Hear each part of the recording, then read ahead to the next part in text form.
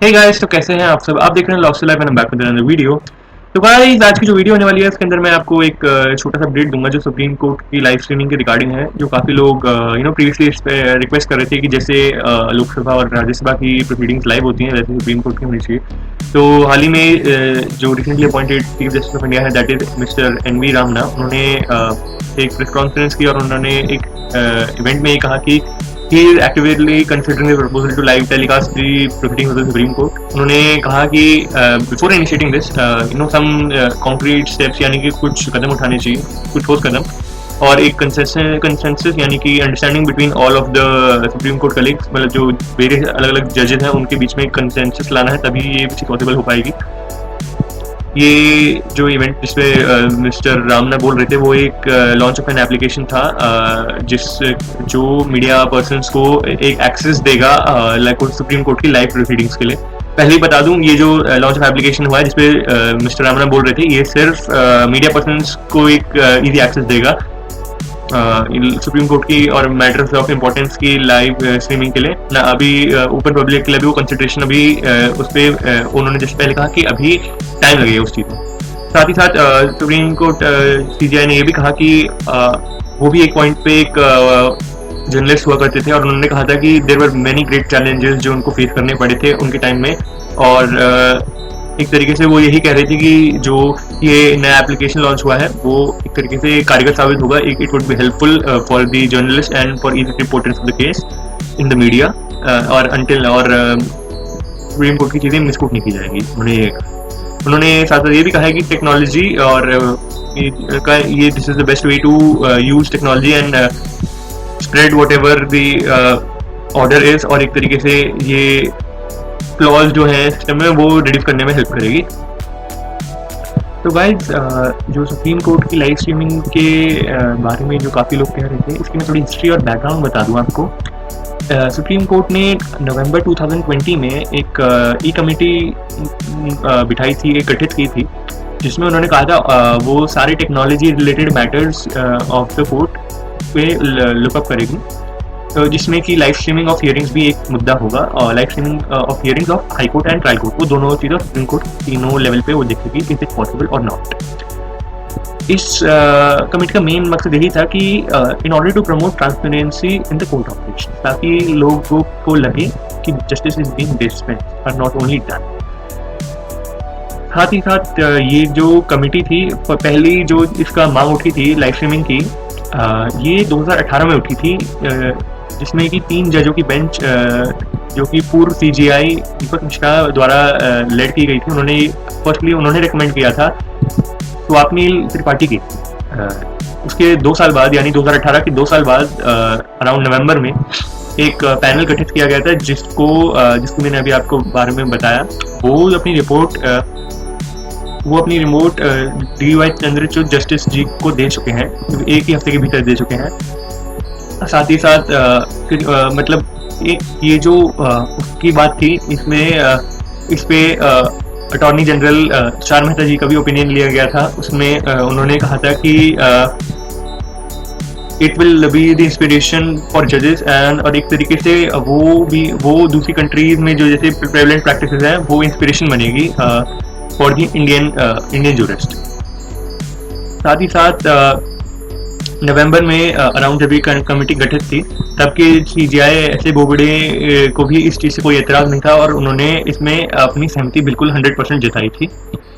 दोस्तों, मैं आपको ये भी बता दूं कि जो पार्लियामेंट्री पैनल था, दैट इज़ लोकसभा में जो पैनल गठित हुआ था, उसने वो भी इसके फेवर में था इन support of live streaming of the cases of national importance या फिर कॉन्स्टिट्यूशनल मैटर्स। उनका सिर्फ यही कहना था कि एक तरीके से televising such cases will reinforce the faith in judicial system and further the principle of open justice and open court. तो इसमें गाइज मैं ये और बता दूं कि अगर प्रोसीडिंग्स लाइव स्ट्रीम होती है तो जो लिटिगेंट्स हैं उनको कोर्ट में आने की भी ज़रूरत नहीं होगी अपनी हियरिंग के लिए। एक तरीके से वो ऑनलाइन ज्वाइन कर पाएंगे अपनी हियरिंग्स, और जो अंदर कोर्ट में जो भीड़ रहती है, आप खुद ही जानते होंगे कि अभी these are very difficult times, वो एक तरीके से कोर्ट में भीड़ रिड्यूस करेगी। गाइस फिर मैं और आगे आपको ये बता दूं कि जो अपॉइंटेड पैनल है वो उसने एक रूल स्टैंडर्ड ऑपरेटिंग प्रोसीजर जो एसओपी कहा जाता है वो उसने वो फॉर्म किया है फॉर हाई कोर्ट्स और trial courts for live streaming of such hearing. साथ ही साथ उस जो पैनल है उसने जो सिक्योरिटी इश्यूज जो कई जजेस ने रेज किए थे about misusing of live proceedings वो भी एक तरीके से कंसिडरेशन में लिया है और उसके बारे में भी काफी प्रोविजंस बनाए हैं।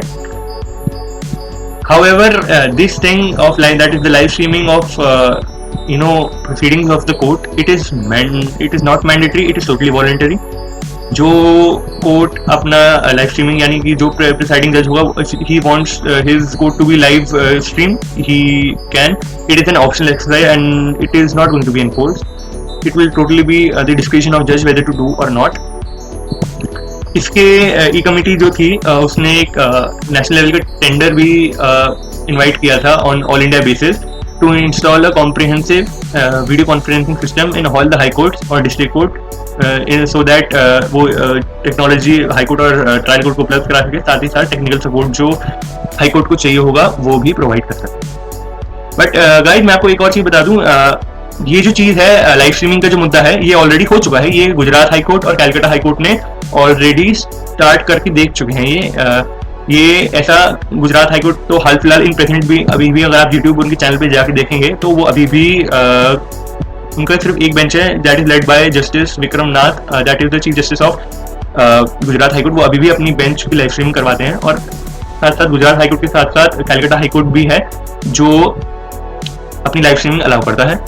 ये जो कैलकाटा हाई कोर्ट की जो मैं आपको हिस्ट्री बताऊं, उन्होंने लाइव स्ट्रीमिंग एक प्ली फाइल हुई थी for the live streaming of proceedings by Parsi women in February of 2020। उन्होंने ये कहा था कि